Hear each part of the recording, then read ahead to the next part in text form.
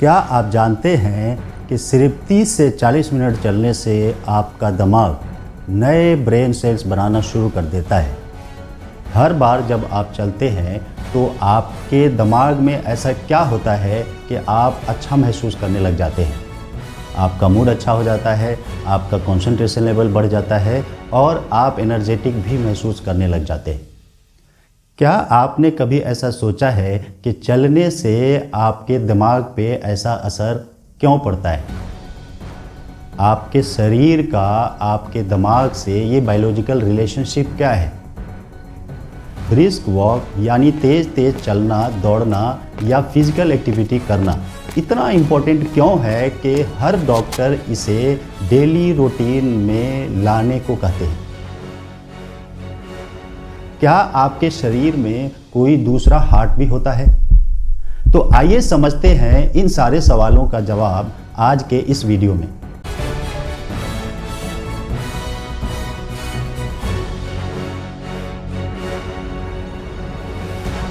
हर बार जब आप अपने शरीर को मूव करते हैं, चाहे चलना हो, दौड़ना हो या घर में झाड़ू पोछा ही क्यों न लगाना हो, तो आपके दिमाग में एक जादू होता है। ऐसा जादू जिसे साइंस ने न्यूरोकेमिकल बबल बाथ का नाम दिया। Call it a neurochemical bubble bath for your brain. What's in that bubble bath? You and so many other people talk about dopamine in such interest, but the other thing that gets released. तो क्या है ये neurochemical bubble bath? सोचिए आप park में टहल रहे हैं, हल्की सी ठंडी हवा, कुछ चिड़ियों की आवाज़ें और शरीर में एक अजीब सी हल्कापन, कुछ अच्छा सा महसूस कर रहे होते हैं। दरअसल उस वक्त आपके दिमाग में कुछ केमिकल के बात हो रहे होते हैं, जिसमें डोपामिन, सेरोटोनिन, एंडोर्फिन और कई केमिकल एक साथ एक्टिव हो जाते हैं, जिन्हें न्यूरोकेमिकल्स कहा जाता है। ये न्यूरोकेमिकल असल में एमिनो एसिड्स या उससे मिलते जुलते मॉलिक्यूल्स होते हैं, जो दिमाग के न्यूरॉन के बीच सिग्नल पहुंचाने का काम करते हैं, जैसे पोस्टमैन लेटर देता है। इसीलिए इन्हें हम न्यूरोट्रांसमीटर भी कहते हैं। कोई मोटिवेशन देता है, कोई रिलैक्सेशन, तो कोई पेन कम करता है। यही केमिकल्स आपके हर इमोशन, डिसीजन और मूवमेंट के पीछे हैं। 10 मिनट के वॉक के दौरान रिलीज हो रहे न्यूरोकेमिकल्स को डिटेल्स में जानेंगे। जिसे अच्छे से समझने के लिए पहले आइए 9-10 के बायोलॉजी के बुक पे पड़ी धूल झाड़ते हैं और एक नज़र न्यूरॉन और साइनेप्स पर डालते हैं। याद कीजिए, एक न्यूरॉन हमें दिखता है एक लंबे पेड़ की तरह, जिसके सिरे पे कुछ हेयर्स जैसे आकृतियां होती है, जिन्हें डेंड्राइट्स कहते हैं, जो सिग्नल रिसीव करता है। इसका मेन बॉडी, जिसे सोमा कहते हैं, उसके बीच न्यूक्लियस होता है और एक एलोंगेटेड पार्ट होता है जिसमें मैसेज ट्रेवल करता है, जिसे एक्सॉन कहते हैं। और अंत में होता है साइनेप्स, एक छोटा सा गैप जहां से सिग्नल अगले न्यूरॉन को जाता है। यही साइनेप्स न्यूरोट्रांसमीटर का एक्चुअल बैटलफील्ड है।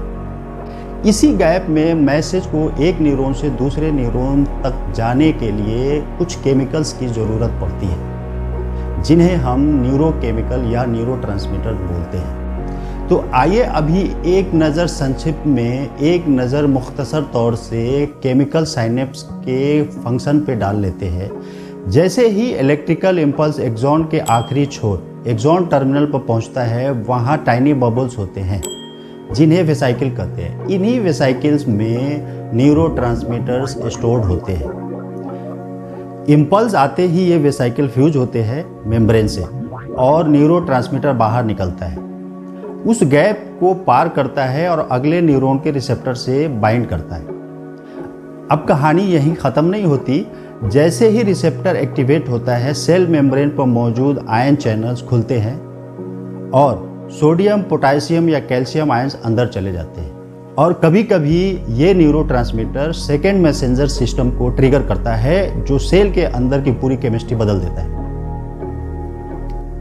इसे सिंपल भाषा में अगर समझना चाहे तो हम ऐसा कह सकते हैं कि जैसे कि कोई पोस्टमैन किसी ऑफिस के गेट पे जाता है और वहाँ पे मौजूद गेटकीपर गेट को खोल देता है या फिर इनडायरेक्टली उस मैसेज को अंदर तक पहुँचा देता है। अब आते हैं असली कहानी पर। 10 मिनट के वॉक में क्या होता है। जब आप एक फेवरेबल एनवायरनमेंट में 10 मिनट टहलते हैं, मतलब हरा भरा पार्क, सेफ माहौल, अच्छा मौसम, तो आपके दिमाग में एक परफेक्ट न्यूरोकेमिकल सीक्वेंस चलती है। स्टार्टिंग में आप एक्साइटेड और मोटिवेटेड फील करते हैं क्योंकि आपके ब्रेन में डोपामिन रिलीज हो रहा होता है। आपके एक्साइटमेंट को कंट्रोल करने के लिए आपका ब्रेन नॉरएपिनेफ्रिन रिलीज करता है, जिससे आप अटेंटिव हो जाते हैं और अलर्ट हो जाते हैं। अपने इर्द गिर्द गिरदोपेश में नज़र डालते हैं, देखते हैं, और आपको जब महसूस होता है सब कुछ सेफ है, तो आपको काम डाउन करने के लिए आपका ब्रेन सेरोटोनिन रिलीज करता है। चलने के दौरान या किसी फिजिकल एक्टिविटी के दौरान मसल में स्ट्रेच होता है, उससे रिलेटेड किसी भी तरह का पेन हो, उसको कम करने के लिए एंडोर्फिन रिलीज होने लग जाता है। और 8 से 10 मिनट तक जब आप चल रहे होते हैं तो उसमें फिर कुछ ग्रोथ फैक्टर्स भी रिलीज होते हैं, जैसे BDNF। ये एक बहुत ही इम्पोर्टेंट ग्रोथ फैक्टर है जो कि आपके ब्रेन के लिए लॉन्ग टर्म में बेनिफिशियल साबित होता है। इसे हम वीडियो में आगे भी डिस्कस करेंगे। लेकिन अगर इन्वायरमेंट अनफेवरेबल हो, जैसे भीड़ भाड़ हो, शोर शराबा हो, खतरा हो, या सपोज कीजिए आपको चोट लग जाता है या कोई कांटा चुभ जाता है, ऐसे केस में कॉर्टिजोल और एड्रेनलिन ज़्यादा रिलीज होने लग जाते हैं, और ये अच्छी फीलिंग देने वाले केमिकल्स जैसे डोपामिन, सेरोटोनिन को सप्रेस कर देता है, और आप अच्छा महसूस नहीं कर रहे होते हैं, और जितना जल्द हो सके आप उस एक्टिविटी को रोक देते हैं, क्योंकि आपका दिमाग ग्रोथ मोड से निकल करके सर्वाइवल मोड में चला जाता है। मतलब आपका बॉडी ऐसे सिचुएशन में लॉन्ग टर्म गोल को छोड़कर शॉर्ट टर्म गोल पे फोकस करने लग जाता है। अब सवाल ये उठता है कि आखिर ये लॉन्ग टर्म गोल क्या है? हमारे ब्रेन की प्रोग्रामिंग इस तरह से किया गया है कि आप तुरंत डिसीजन ले सके। जैसे कोई काम आपको जारी रखनी चाहिए या रोक देनी चाहिए, ये इस बात पे डिपेंड करता है कि आपका उठाया हुआ कदम किस डायरेक्शन में है। क्या वो सर्वाइवल के लिए सपोर्टिव है? क्या वो आपके ग्रोथ के लिए सपोर्टिव है? अगर हाँ, तो आपको दिमाग अच्छा फील कराएगा, जिससे कि आप उस एक्टिविटी को करें और बार बार करें। अगर आपकी एक्टिविटी आपके सर्वाइवल के लिए खतरा बन जाए तो आपका ब्रेन बुरा फील कराएगा, ताकि आप उस एक्टिविटी को जितना जल्द हो सके रोक दें, और आप आगे भी ऐसे करने से बचे, सतर्क रहें। यह बिल्कुल ट्रैफिक सिग्नल की तरह है जो आपको आपकी मंजिल तक सेफली पहुंचाने में मदद करता है। ट्रैफिक सिग्नल को रेड, येलो, ग्रीन लाइट दिखाने में कोई इमोशनल एम्फेसिस या इंटरेस्ट नहीं होता, बल्कि डायरेक्शन देता है कि कब चलना है और कब आपको रुकना है। न्यूरोट्रांसमीटर भी उसी तरह का एक गाइडेंस सिस्टम है, सिर्फ अच्छा फील कराने के लिए नहीं, बल्कि एक बड़ा उद्देश्य सर्व करने के लिए ये रिलीज होते हैं, और वो उद्देश्य है सर्वाइवल और ग्रोथ। अब यहाँ बात ज़रा दिलचस्प हो जाती है कि चलना हमारे सर्वाइवल और ग्रोथ के लिए कैसे सपोर्टिव है, जबकि चलने से तो एनर्जी का लॉस ही होता है। इसे समझने के लिए हमें ब्रेन बॉडी रिलेशनशिप को समझना चाहिए, और इस दौरान हमें बहुत ही चौंका देने वाले रियलिटीज सामने आएंगे। You know that you have two hearts working in your body right now? We're going to talk about the second heart. It's called the second heart. And that's your calf muscles, your calves. हमारे शरीर की रचना इस आधार पर हुई है कि आपका शरीर हमेशा मूवमेंट में होना चाहिए, क्योंकि आपके मूवमेंट से ही फिजियोलॉजिकल प्रोसेस का लूप क्लोज होता है। चलिए हम 9th और 10th के बेसिक बायोलॉजी पे एक सरसरी नज़र डाल लेते हैं। किसी भी ऑर्गन को काम करने के लिए एनर्जी की ज़रूरत होती है। एनर्जी हम बाहर से कंज्यूम करते हैं फूड के रूप में। ये एनर्जी बॉडी में स्टोर होते रहता है और ज़रूरत पड़ने पे ब्रेक डाउन होकर के रिलीज करता है। इस ब्रेक डाउन में सबसे इंपॉर्टेंट रोल होता है ऑक्सीजन का, जिसे हम सांस के थ्रू इनहेल करते हैं और कार्बन डाइऑक्साइड के फॉर्म में एक्सहेल करते हैं। ये ऑक्सीजन ब्लड के साथ सारे ऑर्गन तक पहुंचता है, जिसे हार्ट के द्वारा पंप किया जाता है। अब यहाँ दिलचस्प बात यह है कि ऑक्सीजन को सारे ऑर्गन तक पहुंचाने के लिए एक स्पेशल पंपिंग सिस्टम, मतलब हार्ट तो है, लेकिन ऑक्सीडेशन प्रोसेस के बाद बने बाई प्रोडक्ट कार्बन डाइऑक्साइड को बाहर निकालने के लिए इस तरह का कोई पंपिंग सिस्टम नहीं है। तो फिर यहाँ सवाल ये उठता है कि कार्बन डाइऑक्साइड वापस लंग्स तक कैसे पहुँचता है। इस प्रोसेस को कंप्लीट करने के लिए ऑक्सीजन का अंदर आना और कार्बन डाइऑक्साइड का बाहर जाना, इस लूप को क्लोज करने के लिए हमारा शरीर एक अलग व्यवस्था रखता है। हमें पता है कि हमारे ब्लड वेसल दो तरह के होते हैं, आर्टरीज एंड वेन्स। आर्टरीज वो जिसमें ऑक्सीजनेटेड ब्लड हार्ट से पंप होकर पूरे ऑर्गन्स तक पहुंचते हैं, और वेन्स वो ब्लड वेसल्स हैं जिनमें कार्बन डाइऑक्साइड डिफरेंट ऑर्गन्स से होकर के हार्ट के थ्रू लंग्स तक पहुंचता है। अगर हम वेन के स्ट्रक्चर्स को देखें तो वेन्स में वाल्व होते हैं। ये वाल्व इंश्योर करते हैं कि ब्लड सिर्फ ऊपर की तरफ जाए, नीचे वापस ना आए।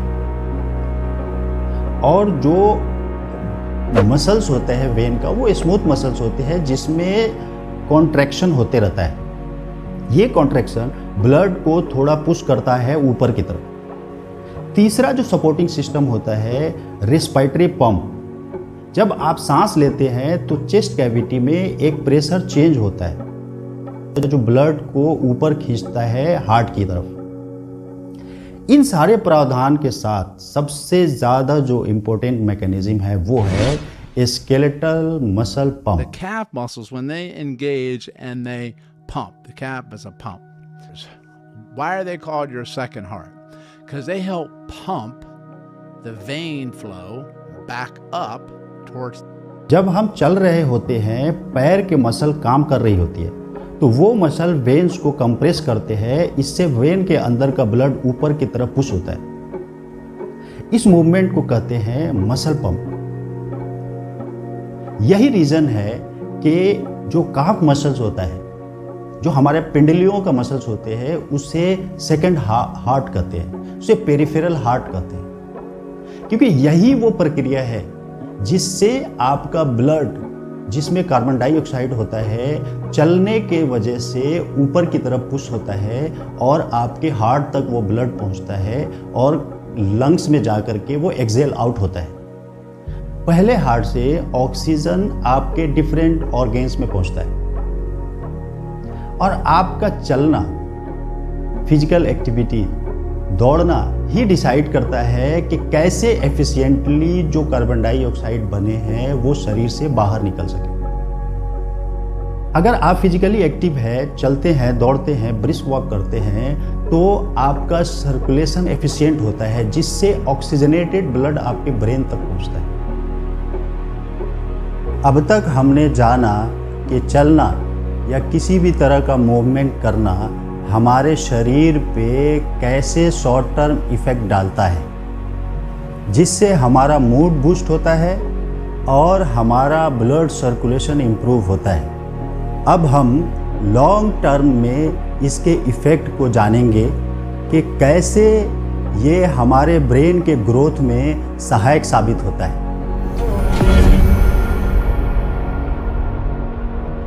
20वीं सदी की शुरुआत में वैज्ञानिकों का मानना था कि जन्म के बाद ब्रेन में नए न्यूरॉन्स नहीं बनते। मतलब जन्म के बाद न्यूरॉन्स लिमिटेड होते हैं और उम्र के साथ वो कम होते हैं, लेकिन नए सेल्स नहीं बनते। यह सोच 100 साल तक लगभग सच मानी जाती रही, लेकिन साल 1962 में एक युवा साइंटिस्ट जोसेफ अल्टमैन, जो चूहों के दिमाग पे स्टडी कर रहे थे, उन्होंने पाया कि चूहों के ब्रेन में नए न्यूरॉन्स बन रहे थे। पर उनकी इस रिसर्च को उस वक्त के वैज्ञानिकों ने ज्यादा गंभीरता से नहीं लिए और उसे इग्नोर कर दिया गया। पर उनके माइक्रोस्कोपिक स्लाइड चुपचाप इतिहास लिख रहे थे। 20 साल बाद 1980 और 1990 के दशक में दो साइंटिस्ट एलिजाबेथ गोल्ड और फ्रेड गेज ने भी सिमिलर रिजल्ट पाया। उन्होंने देखा कि रैट के अलावा मंकी के ब्रेन में भी नए न्यूरॉन्स बन रहे थे। पर उस वक्त तक अभी ह्यूमन ब्रेन पे इस तरह का कोई भी रिसर्च सामने नहीं आया था, क्योंकि मरने के बाद ह्यूमन ब्रेन जल्दी खराब हो जाता है, जिससे माइक्रोस्कोपिक स्टडी कठिन हो जाता है और एथिकल तरीके से किसी भी मार्कर का इस्तेमाल लिविंग ह्यूमन बीइंग के ब्रेन पे नहीं किया जा सकता। पर कहा जाता है जहां पे चाह वहां पे राह। साल 1998 ह्यूमन ब्रेन पर रिसर्च का ब्रेक थ्रू आया। Peter Eriksson and Fred Gage की टीम ने इस खोज के लिए इंसानों पर एक स्मार्ट तरीका अपनाया। उन्होंने उन कैंसर मरीजों का दिमाग का पोस्टमार्टम किया जिनमें एक खास तरह का मेडिसिन यूज किया जाता था। ये खास कंपाउंड डिवाइडिंग सेल्स में जाता है और डीएनए से जुड़ जाता है। जब वो मरीज मर गए, उनके ब्रेन को देखा गया तो ब्रेन के कुछ खास हिस्सों में नए न्यूरॉन्स में ये कंपाउंड पाए गए। मतलब साफ था कि एडल्ट ह्यूमन ब्रेन्स में नए न्यूरॉन सेल्स बनते हैं। साथ में वैज्ञानिकों ने यह भी पाया कि ब्रेन के सिर्फ एक खास रीजन में ये कंपाउंड पाया गया, वो है हिपोकैम्पस। यह ब्रेन का वो हिस्सा है जो लर्निंग, मेमोरी, इमोशंस और भावना से जुड़े मामलों को हैंडल करता है। अब तक के रिसर्च में ये पता चल चुका था कि नए न्यूरॉन सेल्स कुछ खास स्पेसिफिक ब्रेन के रीजन में बनते हैं। लेकिन अब एक बड़ा सवाल ये था कि ये ट्रिगर कैसे होता है? क्या ये इंटरनली ट्रिगर्ड होता है, अपने आप बनता है, या कोई बाहरी एक्टिविटीज भी है जो इनको ट्रिगर करता है जिससे ये इंड्यूस होते हैं? इसको समझने के लिए वैज्ञानिकों ने एक एक्सपेरिमेंट किया। साल 2011 में 120 लोगों के समूह पे ये एक्सपेरिमेंट किया गया, जिसमें सारे बूढ़े लोग थे जिनकी उम्र 60 से 80 साल की थी। उन्हें 60-60 के दो ग्रुप में बांटा गया, जिसमें से एक ग्रुप को नॉर्मल एक्टिविटी करना था और दूसरे ग्रुप को सिर्फ 30 से 40 मिनट चलना था। ये सारे लोग वैसे थे जिनके दिमाग में किसी तरह का डिफेक्ट नहीं था, किसी तरह का डिमेंशिया या अल्जाइमर टाइप का डिजीज नहीं थी, किसी भी जिन्हें मेमोरी लॉस से रिलेटेड किसी तरह की शिकायतें नहीं थी। दोनों ग्रुप को 1 साल तक फॉलो किया गया। 1 साल बाद जब MRI का स्टडी किया गया तो रिजल्ट चौंकाने वाला आया।